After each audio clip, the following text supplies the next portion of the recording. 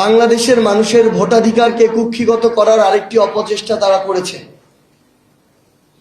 যে কথাগুলো এখন ধীরে ধীরে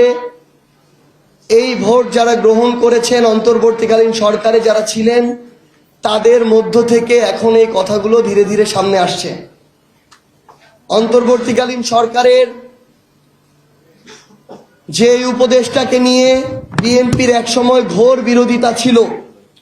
যাকে তারা বাংলাদেশের নাগরিকই মনে করে নাই, সেই মানুষটি যখন নির্বাচনের পরে তাদের একটি মন্ত্রণালয়ের মন্ত্রী হয়ে যায়, এমনকি পররাষ্ট্র মন্ত্রণালয়ের মতো গুরুত্বপূর্ণ মন্ত্রণালয়ের মন্ত্রী, তখন আমাদের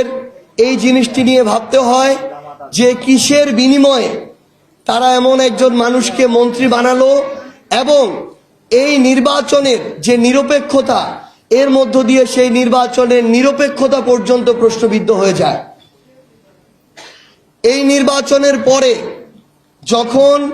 সেই শপথ গ্রহণের দিন থেকে শুরু করে প্রত্যেকটা জায়গায় বিএনপি এখন জুলাই সনদকে,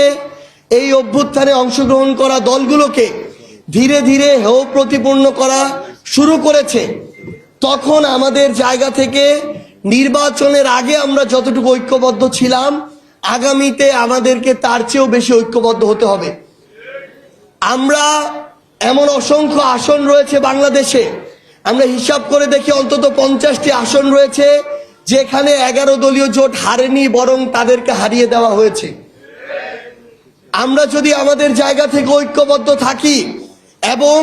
বিএনপি যদি তাদের জায়গা থেকে জনগণের সাথে প্রত্যেকটা ধাপে প্রতারণা করে, আমরা স্পষ্ট করে বলতে পারি, জনগণের সাথে প্রতারণা করে আগামী 5 বছর বিএনপি ক্ষমতায় টিকে থাকতে পারবে না।